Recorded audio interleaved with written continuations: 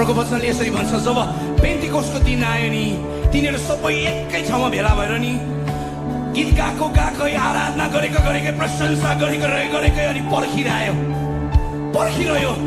जबसम्म पवित्र आत्मा आउनु भएन, जबसम्म पवित्र आत्माले भर्नु भएन, चेलाहरू नि रोकिएन।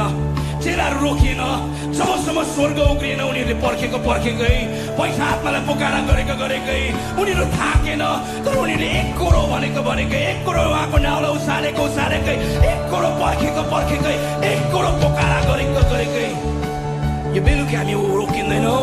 यो बेलुकी हामी त्यो परमेश्वरलाई, त्यो पवित्र आत्माको शरीरलाई, त्यो पवित्र आत्माको आगोलाई, पवित्र आत्मालाई हामी पर्खिन्छौँ।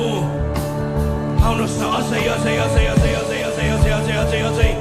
अनि नि वचनले मजाको कुरा भन्छ। अनि स्वर्गबाट अचानक ठुलो बतासको झोक जस्तै एउटा आवाज आयो र तिनीहरू बसेको पुरा घरै भरिदियो।